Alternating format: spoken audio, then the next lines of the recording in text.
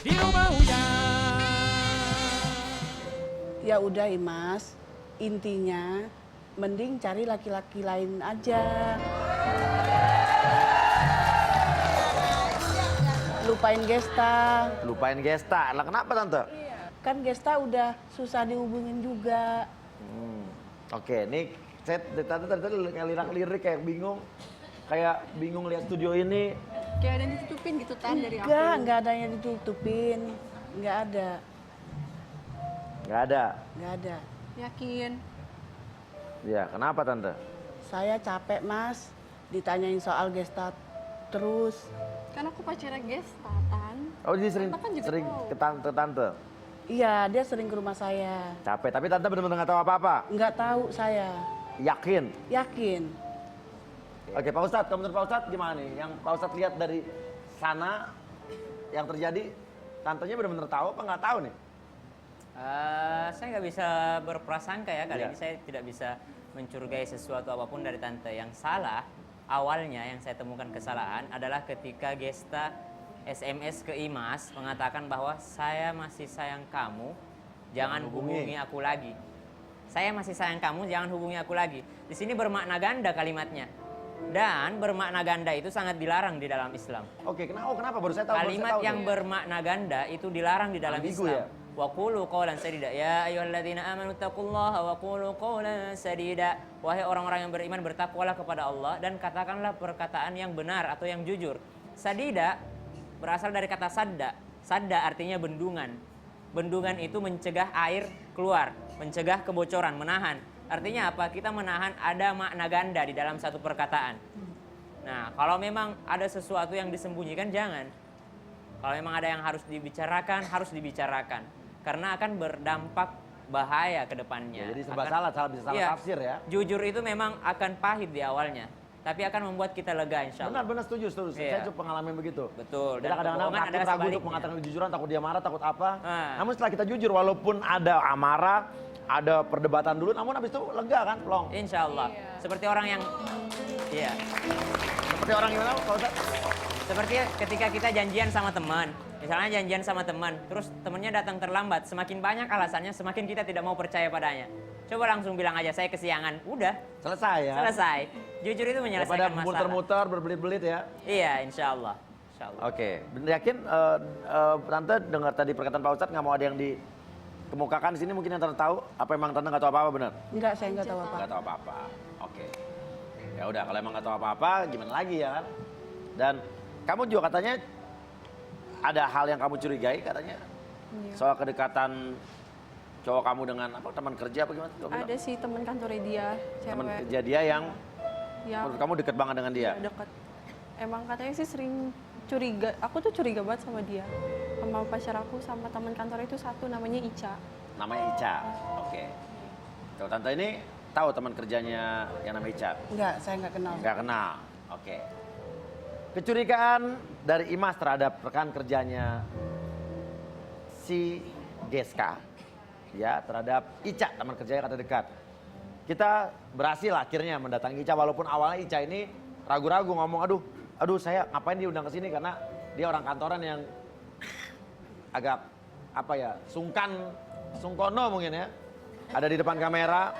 Namun akhirnya melalui pembujukan dan juga pengeyakinan dari tim kita akhirnya Mbak Ica pun mau hadir di situ. Oke? Inilah dia Ica. Kamu sangat berarti, istimewa di hati, selamanya rasa ini. Jika tua nanti kita akan hidup masing-masing, ingatlah hari ini.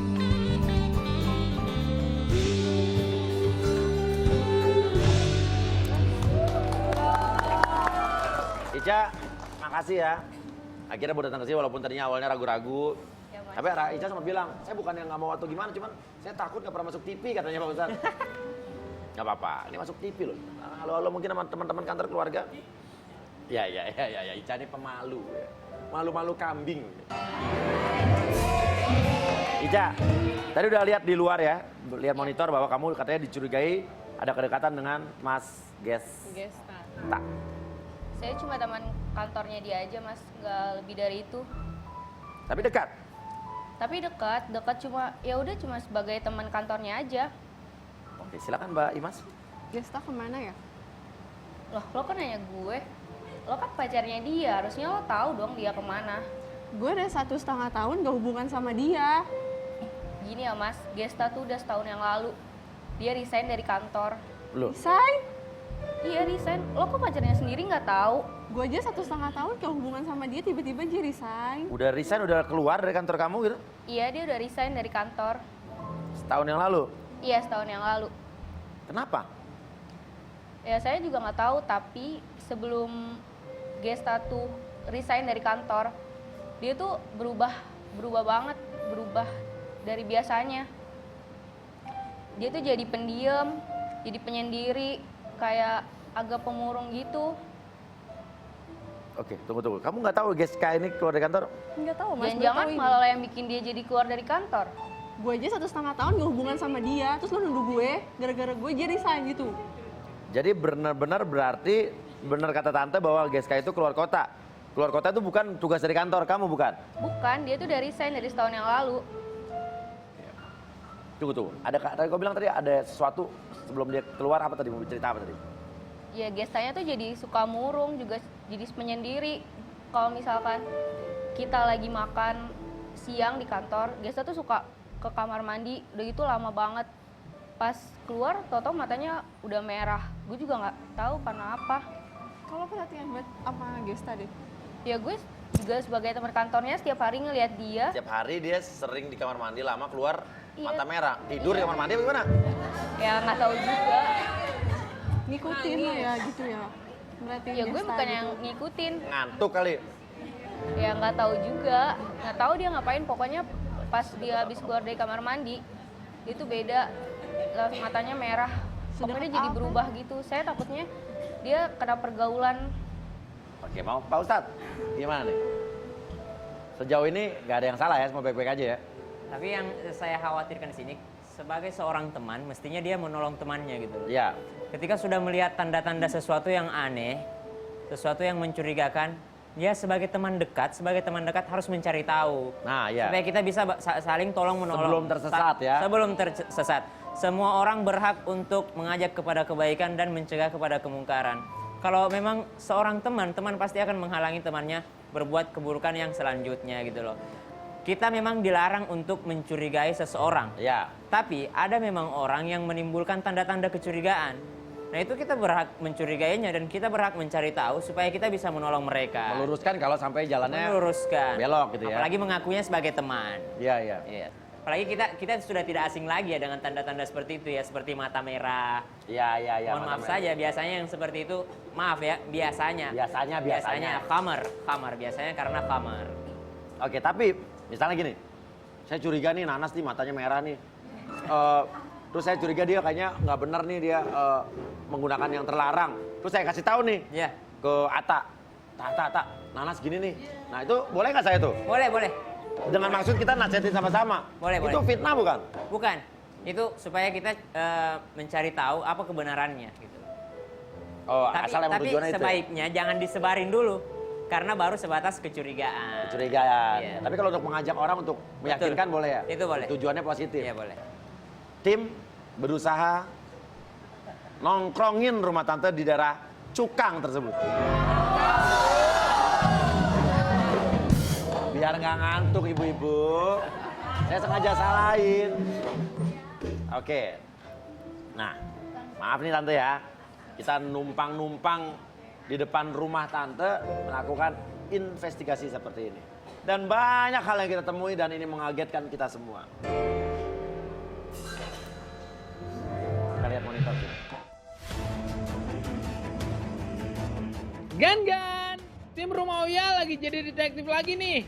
Sekarang kita akan menyelidiki tentang hilangnya Gesta. Menurut kabar yang beredar, dia tinggal di rumah tantenya di daerah Cakung, Gan. Kita berangkat ke Cakung.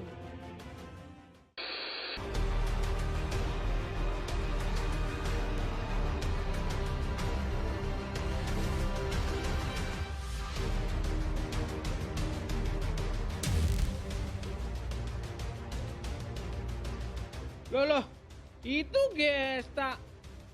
Oh, ternyata benar Gan. Dia berada di rumah tantenya. Samperin aja dah.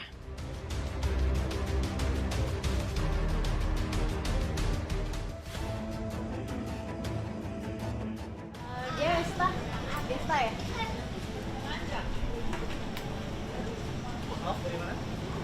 Saya mau nikah dari rumah Uya Trans 7. Saya ada klien yang namanya Imas, katanya cari Gesta. Masa nggak kenal sama Imas? Mas Gesta.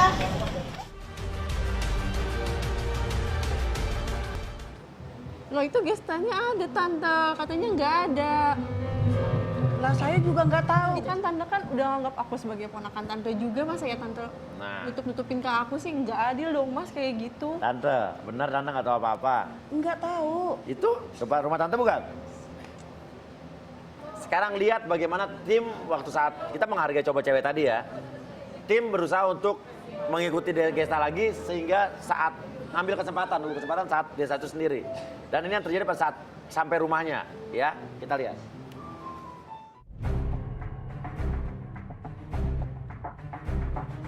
Berhubung anaknya nggak mau kita tanya-tanya, kita tungguin lagi aja di depan rumahnya. Semoga kali ini berhasil ya.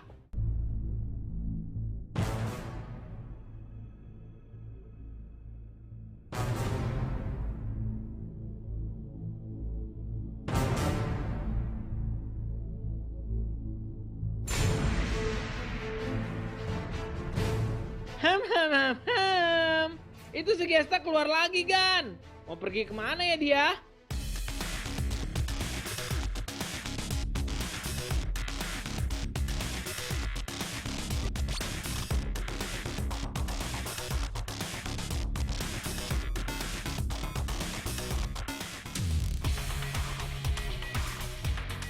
Waduh, bareng cewek.